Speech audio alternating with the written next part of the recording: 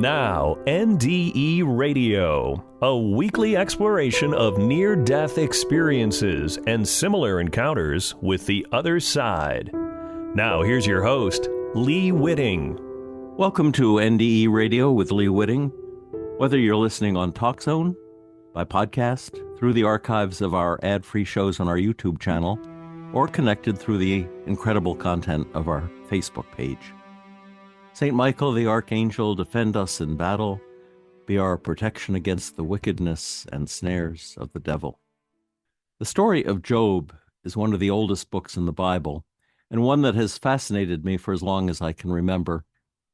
The story goes that God is persuaded by Satan to let him punish a blessed, faithful man named Job, to prove that people like Job will lose their faith in God if life turns painful for them. When I was in grad school, I wrote and produced a one-act play that was a conversation between Job on his dung heap and Jesus on the cross, both dealing with the question, why? Why is there evil in the world, and why does God allow Satan to lead us astray?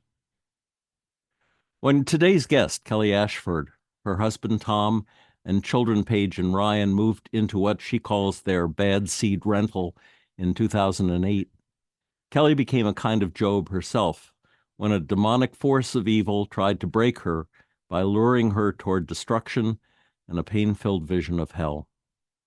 Kelly had already survived an abuse-filled childhood and a failed first marriage, and was now surrounded by a loving, nurturing family. But when they lost their home in the financial crash of 2008, they found themselves moving into a rental from hell, literally. Kelly says that move is when everything began to turn weird, ultimately driving her to getting lost for 11 days, starving and freezing in a Rocky Mountain wilderness. It was there she had both a terrifying near-death experience and a vision of the magnificent light and love of heaven. Kelly Ashford, we welcome you to NDE Radio. And Kelly, please begin with what you and your family encountered in that bad seed rental. Well, like you said, in 2008, we lost our house and downsized and moved to a rental in Southeast Denver. Things got really weird for our family, and strange things were happening to us, our kids, and to our two boxer dogs. You could say the house was bad seed. And at this time, a voice came into my life, a male's voice that was very compelling, almost hypnotizing, telling me places to go and things to do. And I guess I was vulnerable at the time to that negative energy and easy prey to this demonic force that entered our lives. We had instances where things would disappear from our house. The tension and stress had us all on edge and fighting with each other. Arguments were common. Whereas before that wasn't present in our life, we had all got along well before, and that changed when we moved into that house. Our dogs, who were in our backyard, a fenced backyard, one of them was attacked by we never knew what, but his face was almost ripped off, and he had 2 surgeries to sew up his face. There was an instance where my daughter and her friend were sitting downstairs in the basement watching a movie, and suddenly the couch started shaking, and the TV screen went static. And of course, they were pretty terrified and went running upstairs. Just the energy there was just really bad. And at the same time, I had recently been diagnosed with lupus, an autoimmune disease, and suffered from chronic fatigue and constant pain. So I was desperate to heal and open to exploring alternative healing. And at this time, a relative introduced me to Reiki healing. Mm. So it wasn't just you then in the house. I mean, your daughters went through that experience. Your daughter and her friend went through that experience with the couch. So something was definitely there, that it wasn't just you that was aware of it. Now, how long was it after you moved in that this voice started to lure you off to this being lost in the mountains? I would say we'd only lived there a few months when it started happening. And it just seemed like that voice got stronger and stronger the longer that we lived there. Tell us, I know you weren't really prepared to be out there. Tell us how the voice persuaded you, or the route that you followed to start on this adventure. Yes. So the day that I left the house, I had no intention of going to the mountains for a hike, or even for that matter, going to the mountains. My intention was just to drive around town a little bit, and I visited a childhood home where I grew up. And I guess I was searching, kind of, trying to get closure on some painful memories from the past, and trying to understand how those things that happened in the past had influenced me as an adult. And so that day that I left, I just remember feeling I was compelled, almost hypnotized, to take this trip to the mountains. And the next thing I knew, I was driving, headed toward the mountains in my car that I affectionately called Hazel. And it almost felt like Hazel was in control at that time. And I ended up in Rocky Mountain National Park, thinking that I was just going to go with it, I guess, and do maybe an hour or so meditation. I brought a Gideon's Bible along with me, and I thought I would read out of that Bible. But then you made some turns that managed to get you stuck. Tell us about that. So I spent one night actually on the mountain. I did get lost that first night. I was distracted when I was hiking and kind of lost my way, and it was nighttime, so I ended up spending the night on the mountain. The next day, I did make it back to the car, and I was just so excited and just supercharged with adrenaline. I felt like, oh my gosh, I had survived the night, and I was on my way home, and I stopped at a convenience store to grab some food and had every intention of going home. When again, that voice was compelling me. It was almost as if I was pulled into a game to do whatever the voice told me to do. And so instead of going east towards Denver, I went north on a dirt road and drove for about 20 miles. And I finally decided, I needed to turn around, that I didn't know what I was doing, and no one knew where I was. I didn't tell anyone that I was going to the mountains. So I went to turn around on this old logging road, and unbeknownst to me, the logging road was actually ruined, and my car went straight into a ditch, into a creek.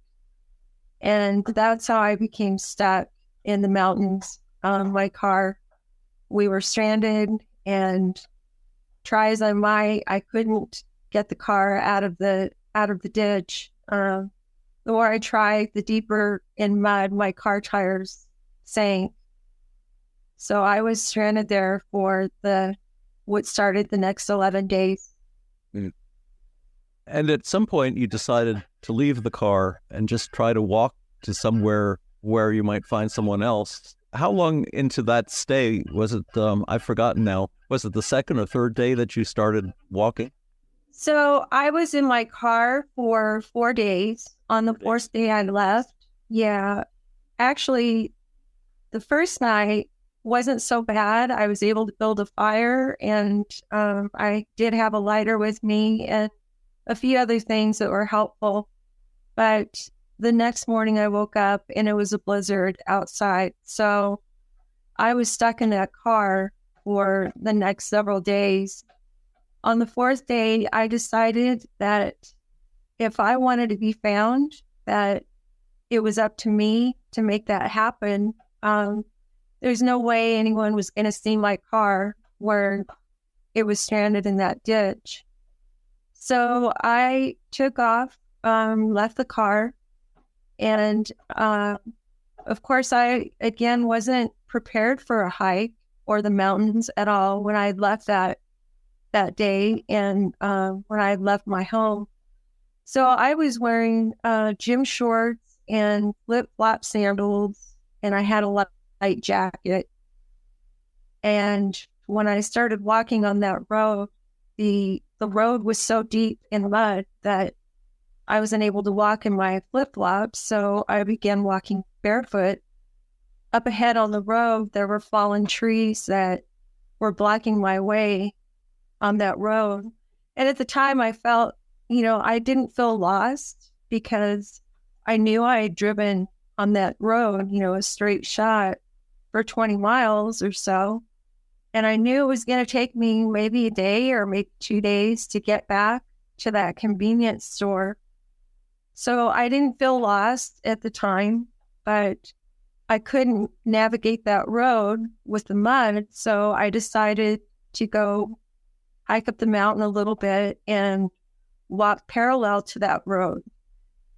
It was when I was walking up that mountain that I thought I saw a house. And I do want to say at this time, I'd been off of my lupus medications for about 5 days. So I still don't know if that was a mirage that I saw, a hallucination. But I started walking towards that house away from the road. And I saw something out of the corner of my eye, a small movement, and just froze. I didn't know what it was. I thought, it was a wild animal or something, but it turned out to be a little baby fawn. And I looked at that little fawn and, I wondered if this was, a sign to me.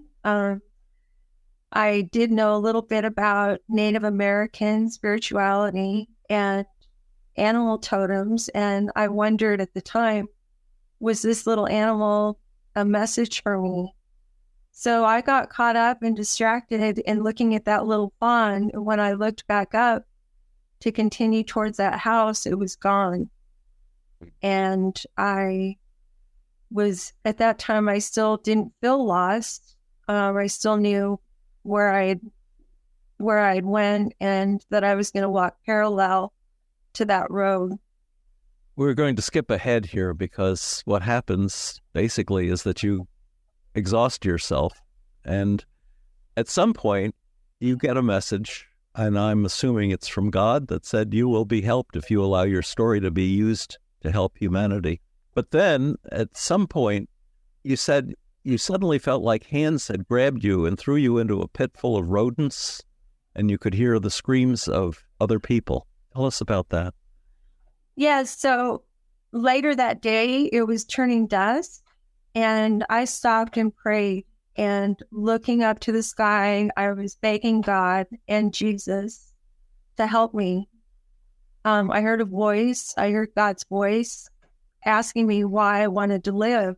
And I said I wasn't ready to die, that my children needed me, and my husband Thomas needed me. Telepathically, I was told that I would be okay if I would use my story to help others. So I didn't understand what that would require from me at the time, but I said, yes, I will help however I can. Please give me a second chance. I felt myself falling backwards and must have blacked out for a little while. When I woke, it was turning dark, and I tried to build another fire, and my lighter went out. So I was sitting in the dark, almost complete darkness, when I saw two silhouettes coming towards me, and I just knew that I wasn't safe, and I got up to run and tripped and fell, and I must have blacked out again. The next thing I knew, I awoke in what appeared to be like a dungeon, and I was behind bars, lying on the ground. There were rats and insects crawling all over my body. I could hear people crying out, yelling and screaming, and as if in terrible pain. The air was thick with the stench of sulfur, and it was the worst smell I had ever known. And then you said when you regained consciousness, you'd been placed in the back of a wagon. Tell us about that. Yeah, so I must have blacked out again. The next thing I remember, I was riding in the back of a cart being pulled by a horse, and it stopped next to a lake of fire. The flames were shooting up, and in the middle of the water were thousands of people trying to get out, and they were crying in agony. Their bodies were burning. As they rose up screaming, they were then consumed by the fire again, but never dying. And as they tried to crawl out of the flames, there were these demons that were blocking them and picking them up and throwing them back into the flames. And these demons were beating them down with large clubs that they held in their hands. The demons were everywhere around the lake, and just hideous to look at. They were worse than the Hollywood movies that you see of monsters. Some of them were over 10 feet tall with glowing red eyes and like shark-like teeth. And it was just never-ending torture for all of these people in this lake of fire.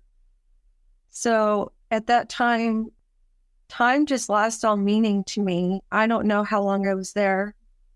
And then suddenly I was pulled to another level of hell where people were being raped and sodomized by these grotesque demons with huge appendages. And the abuse and their suffering was just never ending. It just went on and on. They had no reprieve. It was endless torture for them. And I must have lost consciousness again. And the next thing I knew, I was in a room with glaring fluorescent lights. And I was tied down where I could only look forward, and my mouth was gagged. And this came to be the most terrifying life review I've ever heard about. Yes, it was. I was forced to watch a large movie screen, like a movie screen that you would see in a movie theater. And on the screen was a replay of my life. I saw myself as a child and a teen and an adult, and watched my life as I had lived it. I saw both the good and the bad parts of my life. And, I knew I had made mistakes in the past and that I had sinned. And I knew that now it was my time to be judged. And you'd seen what a bad judgment could bring to you. Yeah, I prayed to Jesus, to God, to please forgive me and take me from this hell I was in. And it was just a constant prayer. Please, please help me, Jesus, help me. I'm so sorry. I'm so sorry for what I have done. Please forgive me. And I just felt myself dying and fearful of what was going to happen next. And I didn't know if I was going to now be thrown into that lake of fire or to be brutally attacked by the demons that lived there. And in my mind, all I could do was say I was sorry over and over, and for the mistakes that I had made and any bad that I had done to other people. And I felt so much regret, and I just felt so sorry that, I had made mistakes. And I remember I prayed the Our Father over and over again and begged for God's forgiveness. And while I watched my life review, I was whipped. I couldn't scream because of the gag in my mouth, but I felt like the whipping and the review continued for a long time. And I remember trying to scream, and it felt like I was starting to vomit, and it felt like I choked to death and that I died again. And I never saw who it was that was beating me, but it just seemed endless. It just went on and on. I think you said that your sins were replayed in a never-ending loop, and then also that there were flashing pictures of your loved ones interwoven to make you feel even more regret and sadness. Yes, as I watched that replay in my life, I saw the bad things that I did, but then I saw, like clips of my family, my husband and my children, and it just made me feel even more sad because I didn't know if I would ever see them again. And here I was, so far away from them and obviously in hell. And it just was just horrifying. Yeah. Well, you said that you knew that you had sinned, but that you also knew you were a decent, good person, that you'd made mistakes, but that this seemed out of proportion, I'm sure, to the life you'd led so far.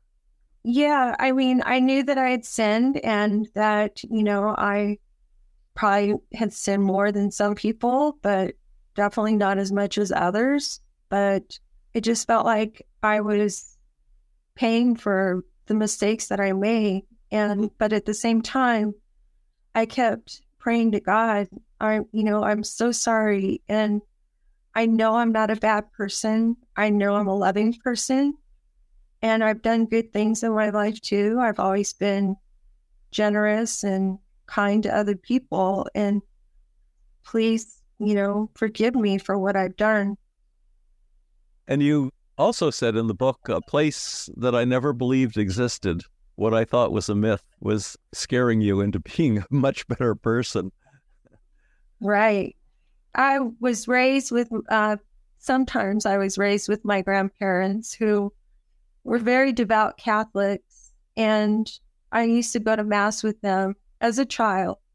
But my mother, my immediate family, we didn't have any kind of religion or influence in my life growing up. My mother had turned away from the church after she was divorced, and so I didn't have a strong foundation of faith to begin with. Later on in my life, when I was married and had children, I did attend a Protestant church. And so, I always identified as being a Christian.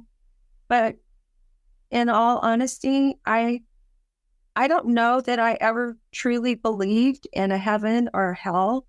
That just seems so far out there, and it just seemed so superstitious to me.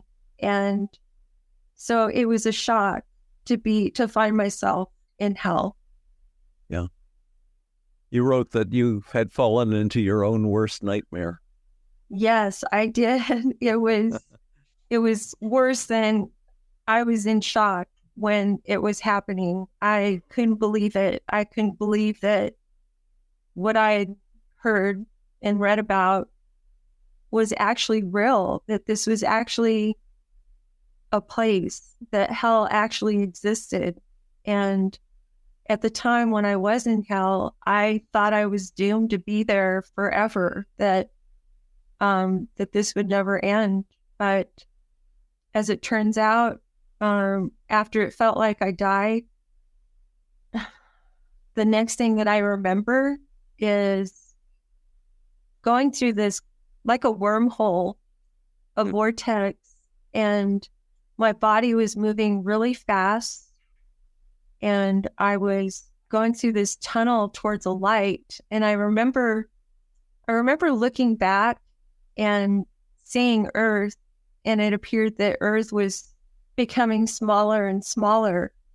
And suddenly I was before a planet that was glowing in like a crystal light. And I found myself approaching an enormous white castle that was luminous, glowing in this white light. And the next thing I knew, I was inside this white castle, and all around me were angels, and I heard beautiful music.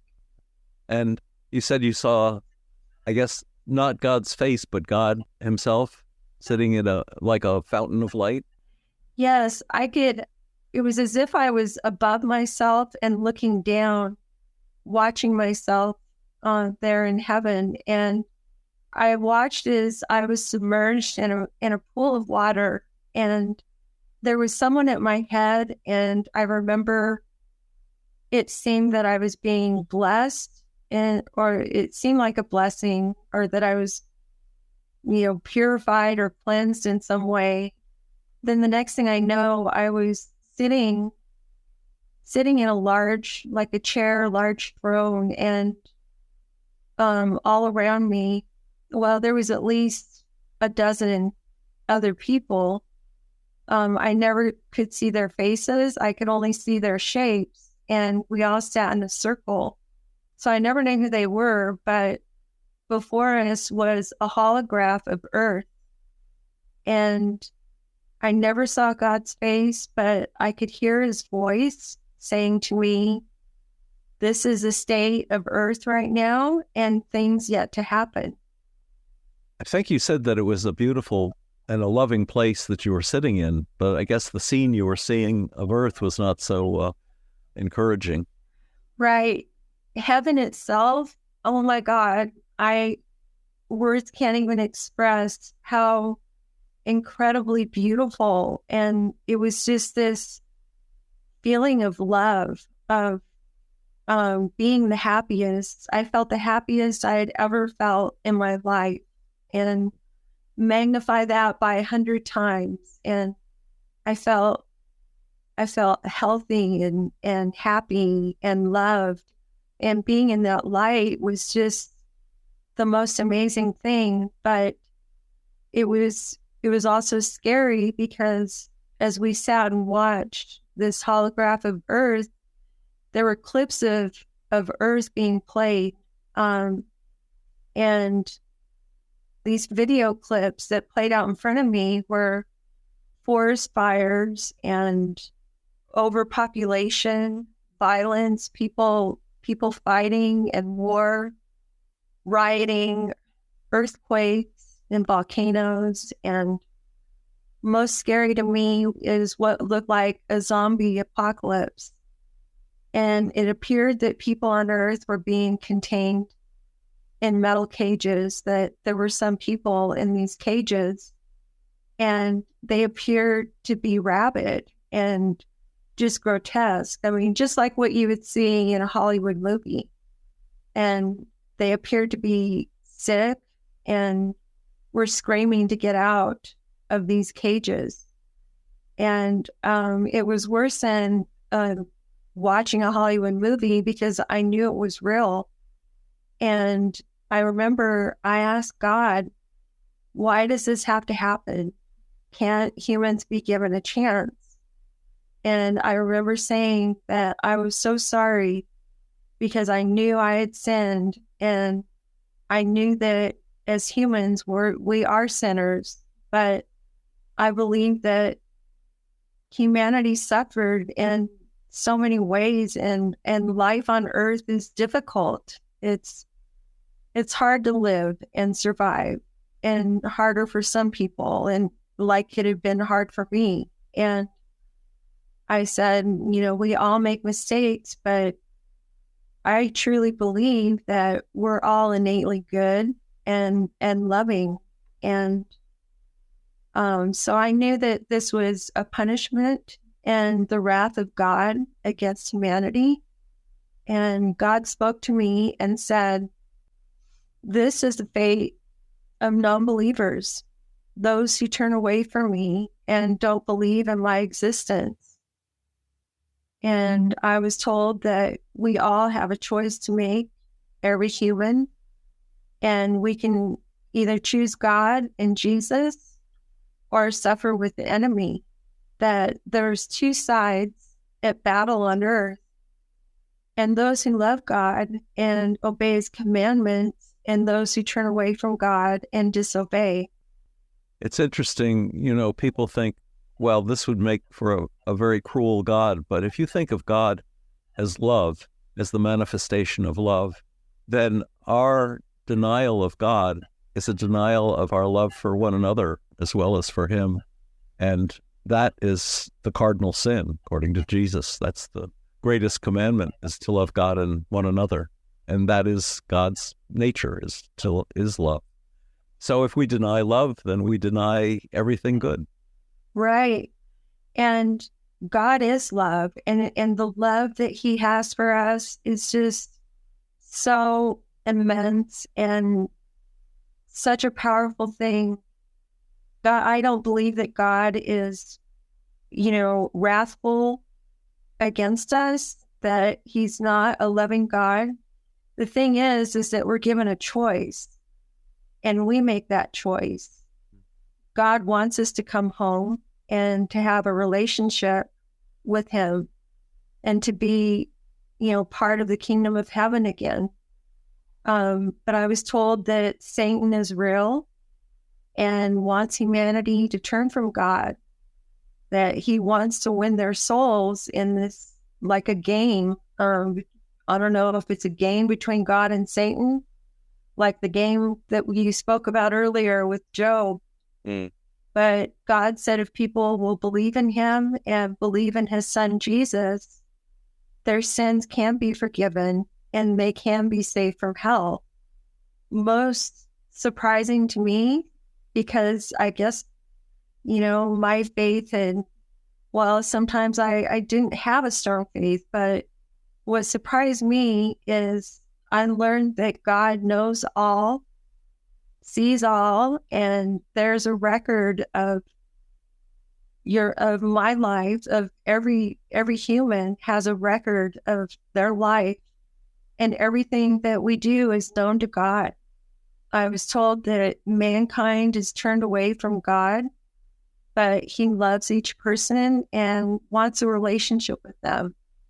And that we do, in fact, have a spiritual father in heaven who grieves for us and sees our suffering, but so wants to be loved and honored. And I learned that God governs the world, but our prayer governs God and what God does.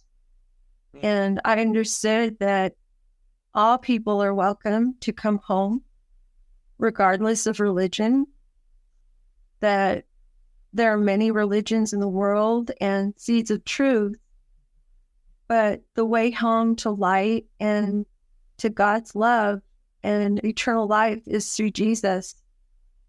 And by the power of love for each other and forgiveness, we can be redeemed.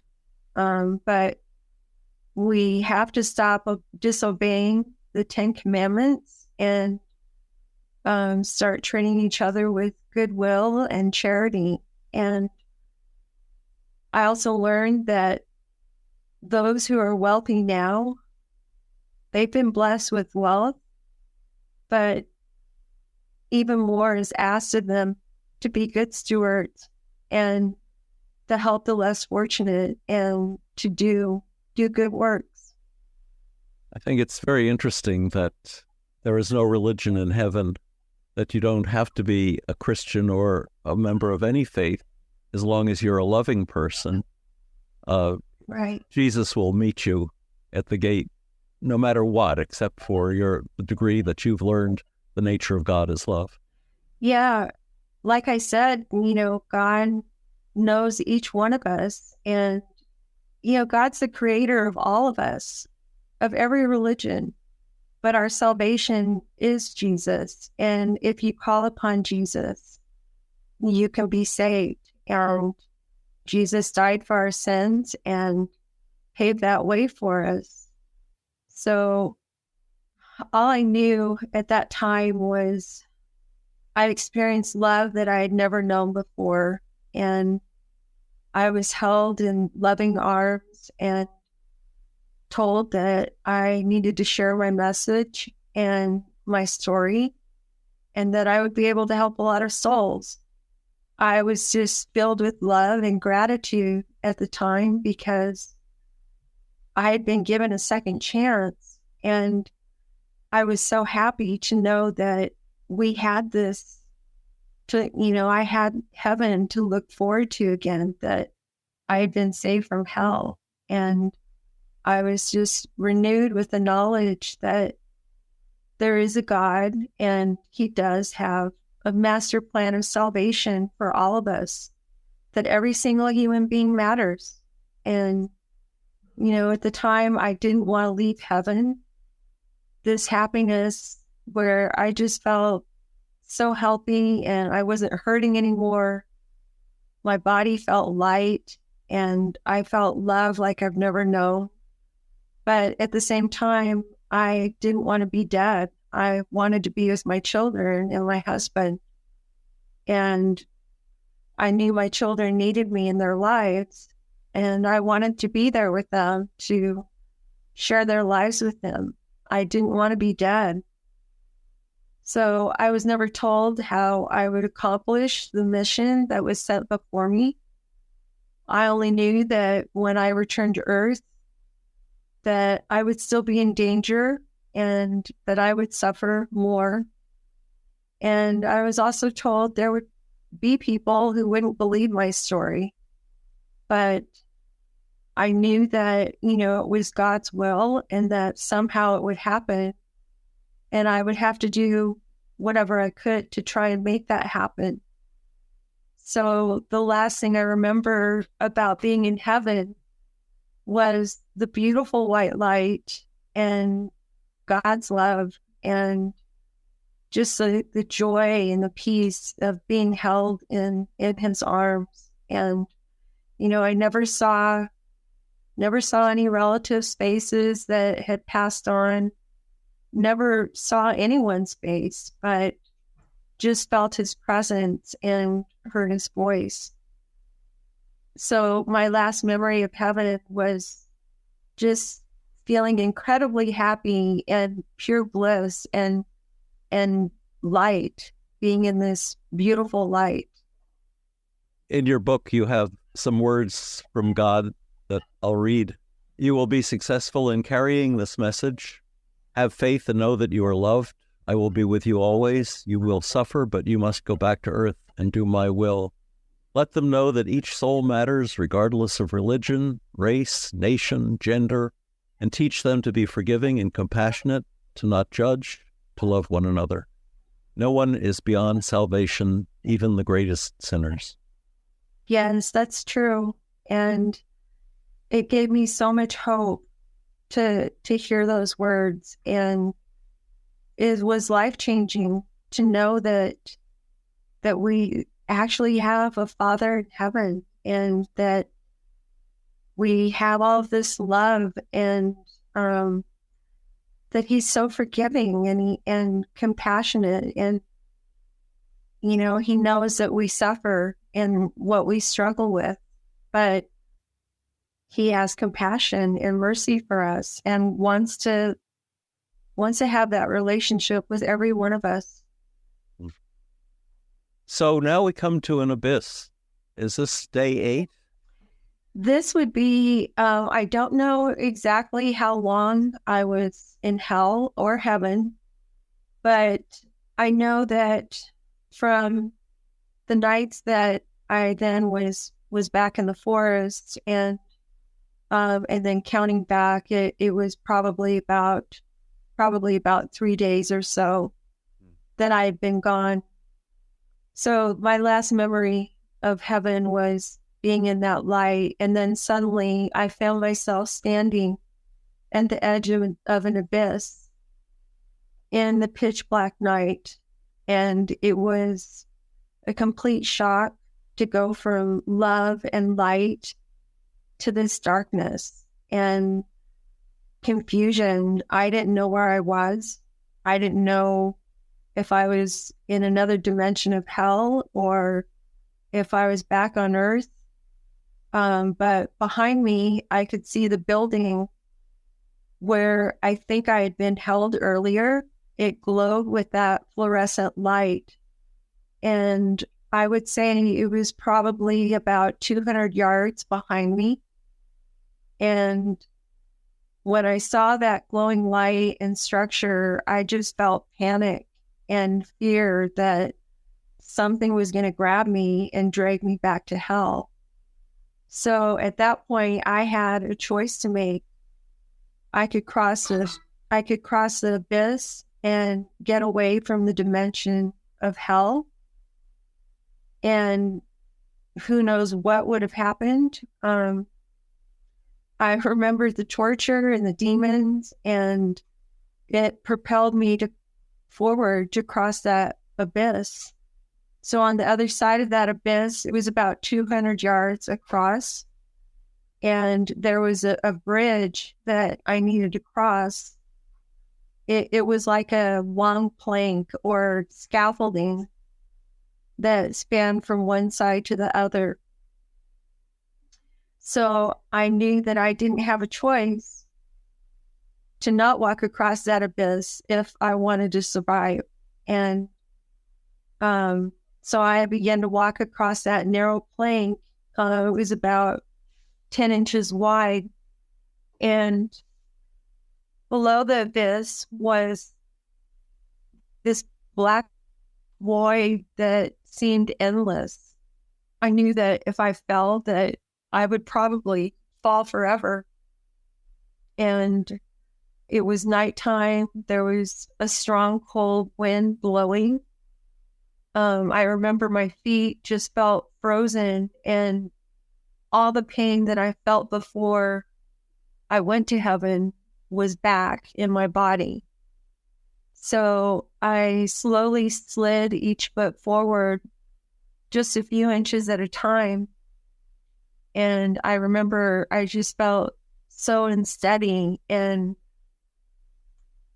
completely confused and disoriented to go from that light to back to this pain and back to this. I mean, it was like I was thrown back into this nightmare again.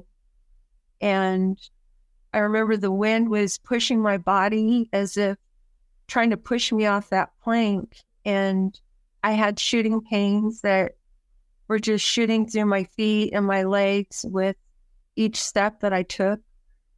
And I was afraid to look down, knowing that if I looked down, I would lose my balance and fall off that plank.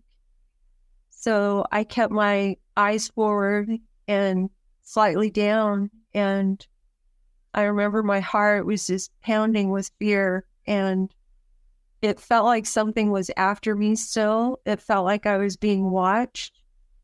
But I knew that if I was caught again, that I would probably not survive.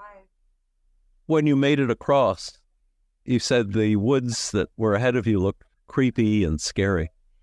Yes.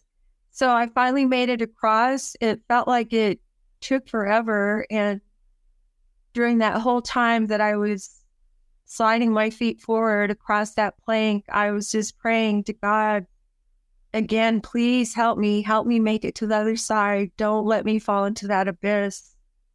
So I finally collapsed on the ground, panting, when I got across the abyss and was dragging myself away from the edge of the abyss. I remember looking back at the bridge, that scaffolding, and saw it swaying in the wind. And I was amazed that I had made it safely across. And so I didn't know how long I had been gone, and again, where this forest was going to lead me to. But all I wanted to do was put distance between myself and the abyss. And of course, I knew I was still lost. And ahead of me was that dark, spooky forest. And I was really afraid to go into that forest, but I was more afraid of staying there and being dragged back to hell. So I crawled on my knees into the forest, making my way over rocks and tree limbs and through these thick bushes that were covered in thorns. I remember their sharp points just piercing my flesh and ripping it open. And it just felt like an enchanted forest that had come alive, that it was this evil forest, and it was attacking me every move that I made. So at this point, I wasn't able to stand or walk, and drug my body over the forest floor. So I couldn't see in the dark and almost plunged into a large pond of mud.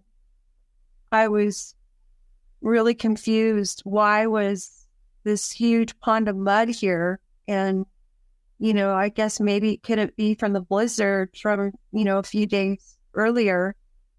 It just looked dangerous, like quicksand that would suck me in and drown me in its depth. So I made my way around the perimeter of that mud pond, and I just remember feeling all this pain in my body, that my feet were on fire with cold, and I knew I must have frostbite. So all I could do was crawl around that perimeter of mud, and I actually came to a road, and I was just elated. I thought, I'm going to be found, I'll stay on this road and someone will find me, or I'll find a house or something. So I stayed on that road trying to put distance between myself and that forest or the abyss, and could barely see a few feet in front of me in the dark, and almost fell into another mud pit. So I skirted around that mud pit and tried to stay close to the road. At this point, my body was just exhausted. I was completely traumatized, just mentally, emotionally. I was colder than I'd ever been and completely lost. I didn't know, again, if I was back on Earth or if this was another dimension of hell. And did you follow the road from there?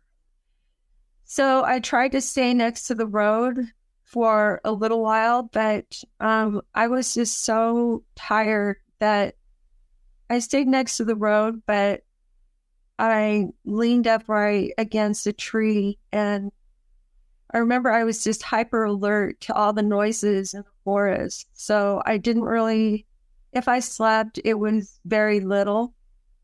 I could hear animals moving around and the sound of breaking tree limbs, and I just sat there frozen in fear, sure that I was going to be attacked.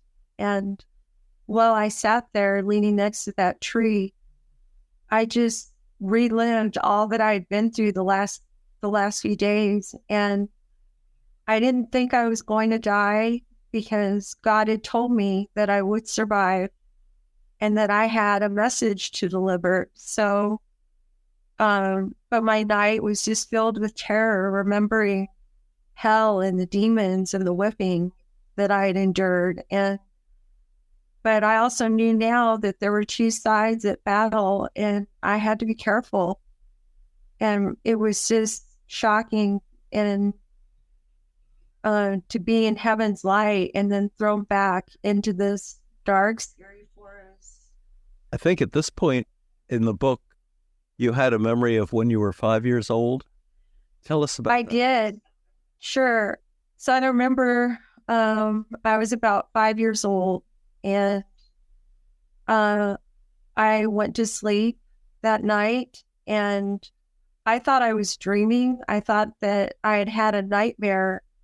And what had happened was I had been taken from my house and taken to some place, I don't know where, and I don't know who it was that had taken me, but I had been laid on a table, and there were people around me dressed in in these robes, these red robes, and there were candles lit around me. And I just remember being very afraid, not knowing where I was.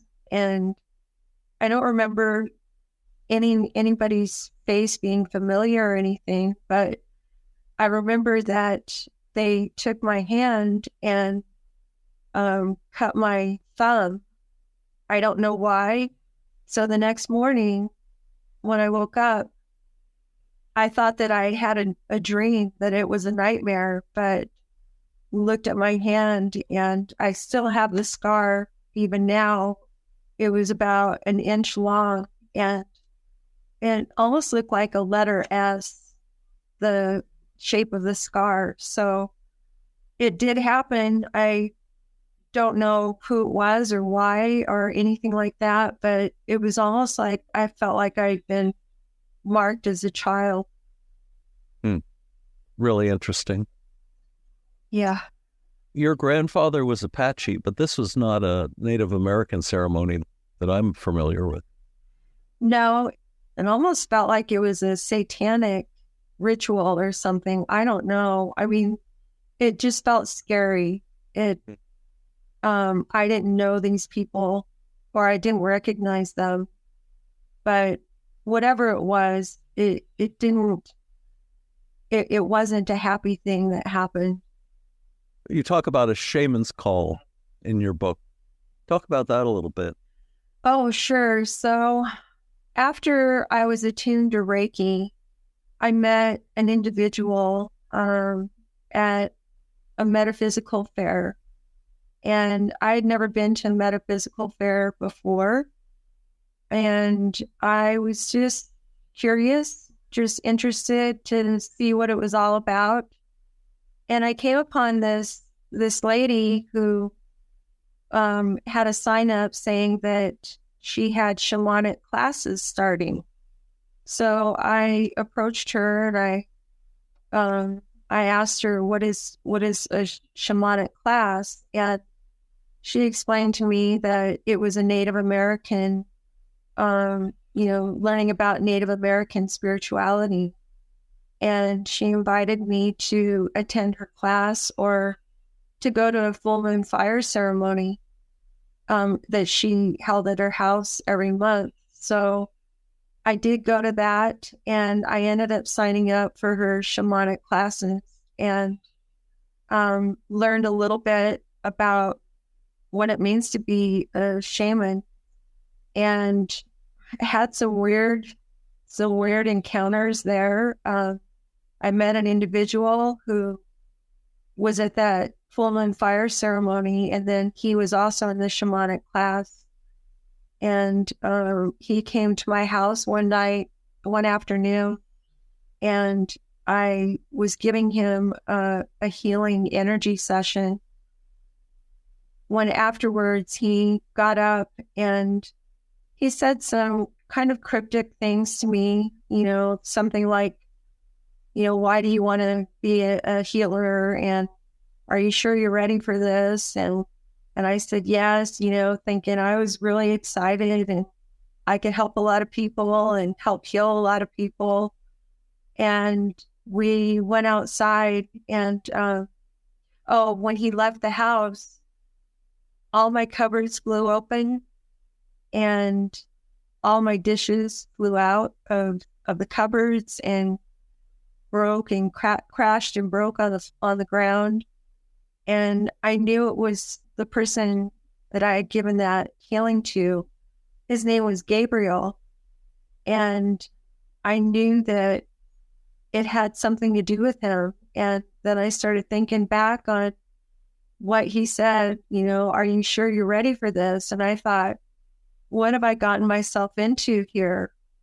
And I'm not ready for anything. I'm not, especially if it's going to harm me or my family. So I had taken that, the chant from the full moon fire ceremony the night before, and I burned it and I just dropped it on the ground. And when I looked, after it burned, the residue of the ash was the number 666. And I really was shocked then.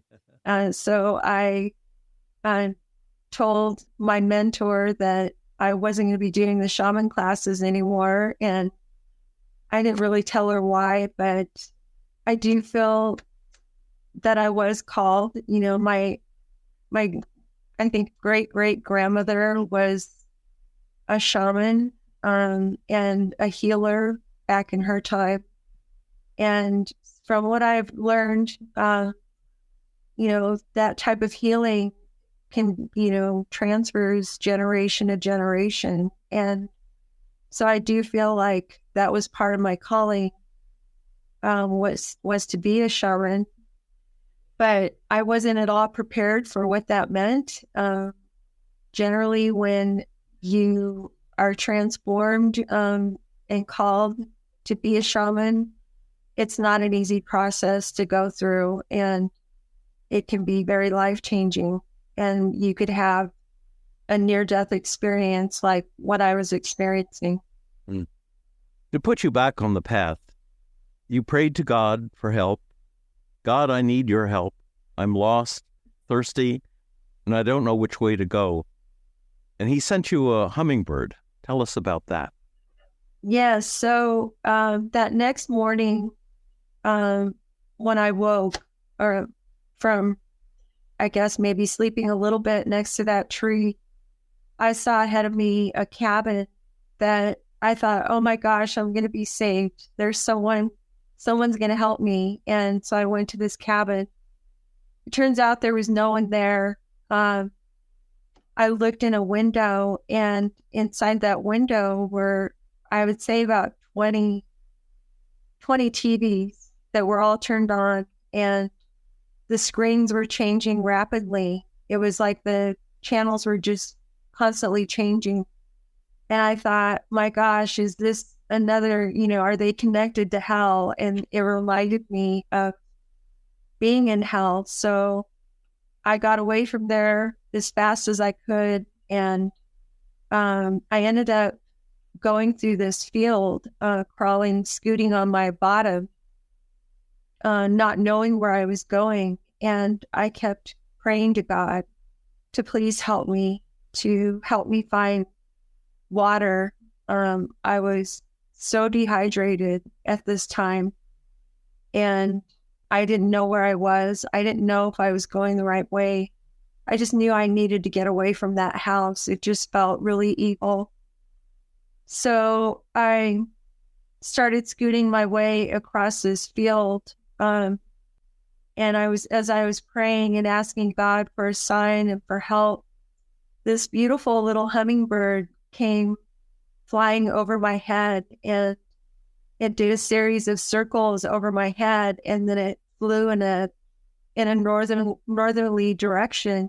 So I started following that hummingbird, and I followed that hummingbird for a little while, and then it flew away. And again, I didn't know where I was going. So I was praying again for help and for another sign. And this large bumblebee came flying over, buzzing around my head, and again went in that northerly direction. So I followed this bumblebee for a while again, and then it left, and I still didn't know where I was, and I desperately needed to find water. So I'll mention here earlier that it was a weird coincidence that when I was stranded in my car, just a few days prior to that, I had helped my mom move from her house, and she had left a few of her belongings in my car, one of which was a card game called the Worst Case Scenario Survival Game. And it was actually a game that my niece had left at her house, and it ended up in my car. And so when I was stuck in my car for those first 4 days, I spent quite a bit of time reading through all of those cards. And one of the tips that I found out was that when you are dehydrated and without water, that you can suck on a pebble and that would hydrate your mouth. So that's what I did at that time when I was in that field and so dehydrated and without water anywhere to be seen. I took a pebble and placed it in my mouth, and it worked.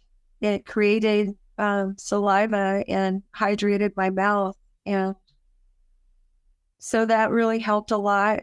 I feel like that was kind of a lifesaver for me.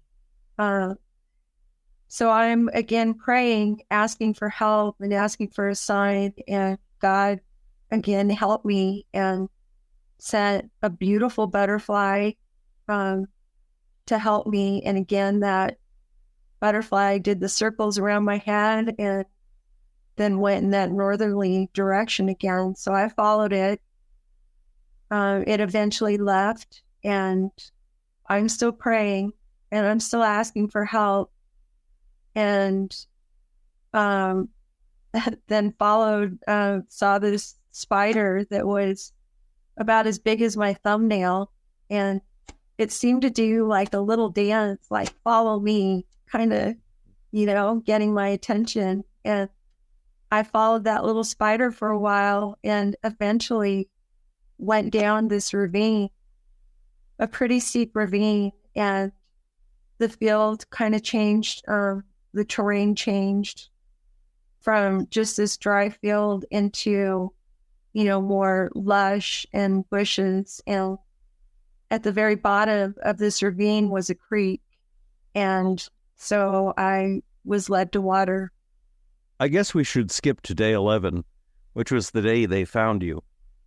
But first, tell us about your grandmother's face you saw in the sky and what she said to you. Sure. So on that 11th day, my body is dying. I hadn't eaten for 11 days. I was without my medication.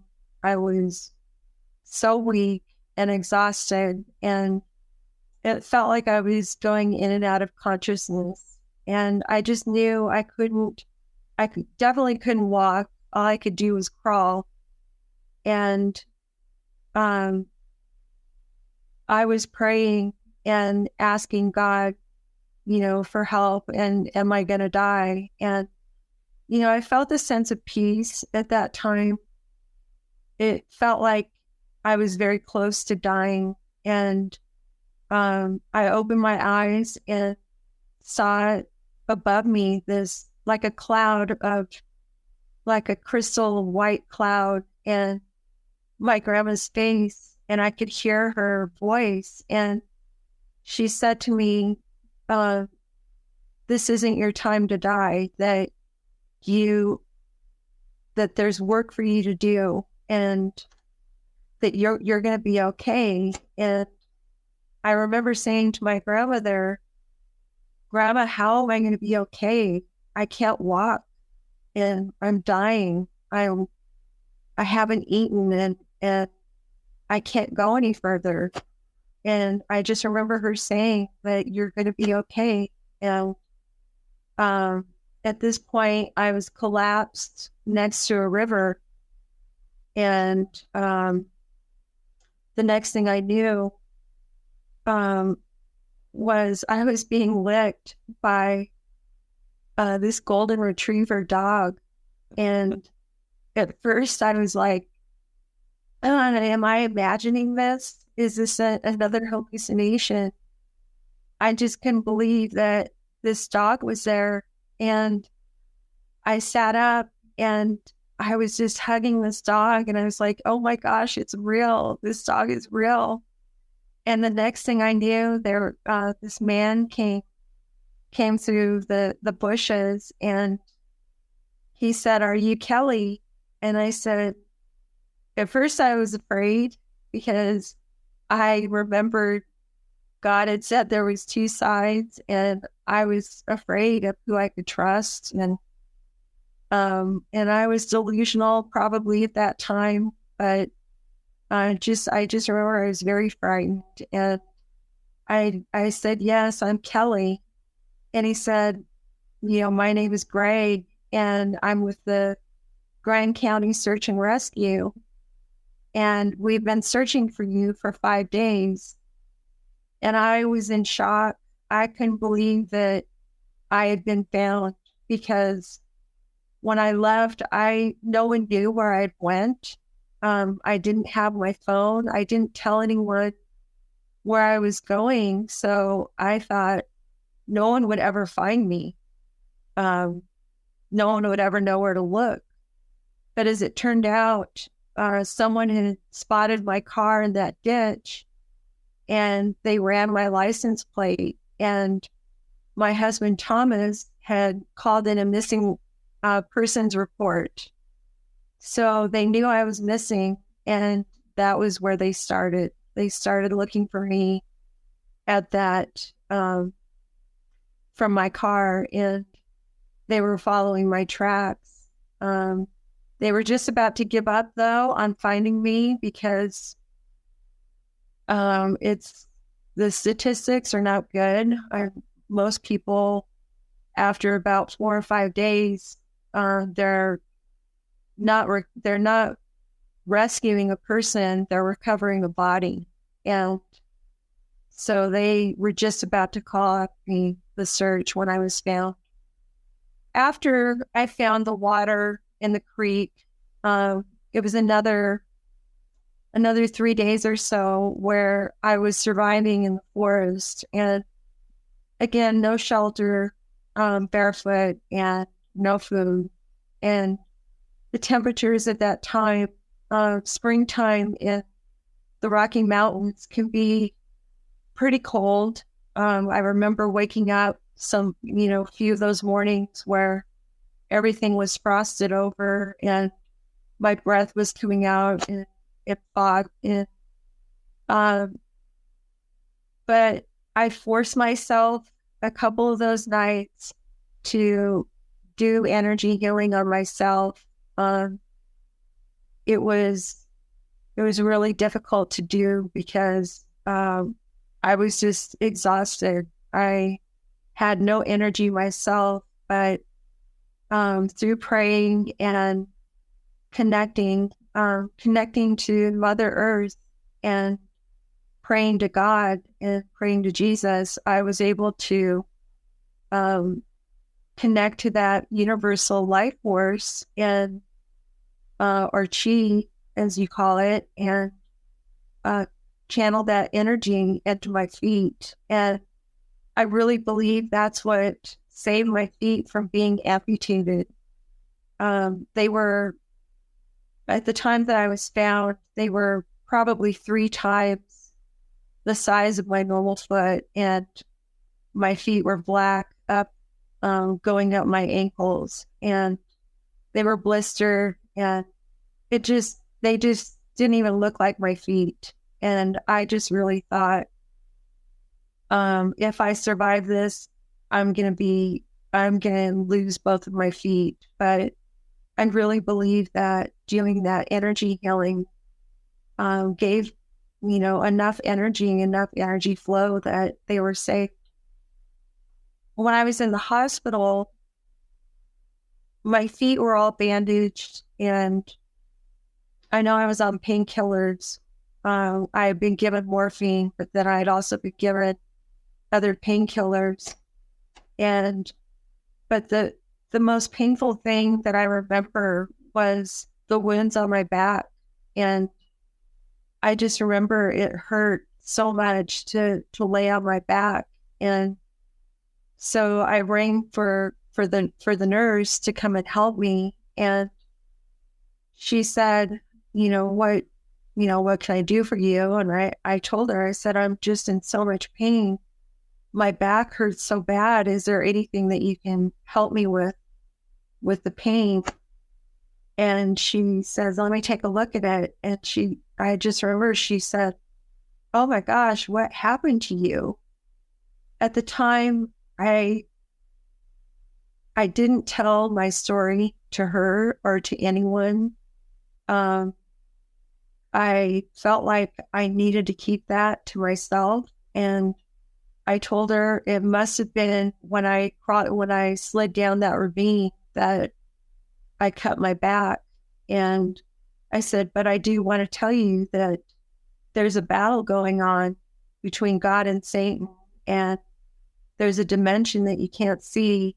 And I told her a little bit about what happened. I didn't tell her that I'd went to hell or anything, but she was just shocked, and I knew she believed me, and I knew that I had scared her, and that kind of affirmed for me even more that I would be very careful who I shared my story with. And when you got home, I think Thomas, your husband, must have been alarmed to find out that you were still hearing a voice and it was still leading you out. Talk about your nights in the park. Yes. So I spent 4 days in the hospital in the mountains of Frisco, and then we returned home. And I just remember, even from when I was first found and put into the ambulance, that I felt claustrophobic. I felt like, I hadn't been around people for 11 days, 12 days, actually. I hadn't been around anyone. I had been in complete darkness and alone and in this wide open forest. And I didn't want to be in a room. I just remember I wanted to be in the mountains again. I wanted to be in the forest. And so there was a part of me that, it was a connection that I made to Mother Nature, I guess, to Earth, and to being in the mountains. And I had this strong connection now where I didn't want to be stuck in a room. So just a few nights after we returned back, I left in the middle of the night, and with the walker that I had, I made my way down to the neighborhood park that was about, a couple blocks away, and I slept under a tree. And Thomas didn't know where I was. All he knew was he woke up and I was gone, and he didn't know where or why. And he ended up finding me in the park at the tree and, asked me, why did I do that? I really couldn't explain why, if it was, the post-traumatic stress, or if it was part of the game that I was still involved in. I was still hearing that voice. That voice was still telling me things to do and places to go. And I was so caught up in that game. You're right. Whatever this energy or spirit was that had followed me in the forest was now here in my home. I felt the presence was always there, watching and listening. I knew that there are other dimensions present and invisible to the eye. It was relentless. The game was still on, the voice echoing in my mind, telling me I had to compete against a force I could not see, and a series of challenges that only I knew about. And so the story goes on, but we don't have time in this show to cover the next 7 years. Your book elaborates on it beautifully, and I would highly recommend the listeners to get a copy of your book, and perhaps you could tell them the best way to do that and to find out more about your website. Sure. So you can go to my website, kellyashford.com. And on the website, I also have a free download of supplies that you should have or, to keep in your car or to take with you when you go on a hike, because that is another reason why I wrote the book. Is I'm hoping that maybe it will help someone else, avoid the situation I found myself in. And the statistics about hiking, there's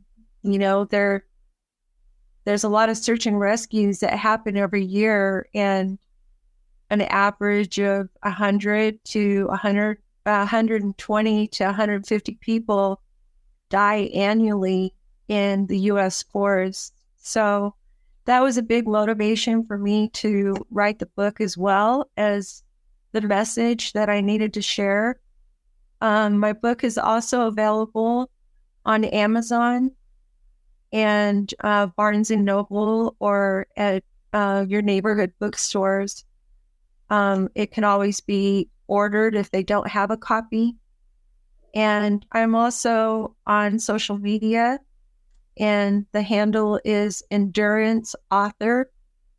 So I hope that you all find me, and I hope that this will help a lot of people. My thanks again to Kelly Ashford for sharing her incredible story. I would encourage listeners to pick up her book, Endurance. I couldn't put it down. And thanks to you for listening. If you'd like to hear this show again, or any of our more than 500 archived, ad-free NDE interviews, go to TalkZone's NDE Radio site and hit the Past Shows button, or go to our YouTube channel, NDE Radio with Lee Witting, where you can subscribe to and comment on the complete NDE Radio library. And be sure to check out our NDE Radio Facebook page. Just search NDE Radio with Lee Witting on your Facebook app, and listen next Monday, 11 a.m. Eastern at TalkZone for more NDE Radio. I'm your host, Lee Witting, saying, once again, thanks for listening.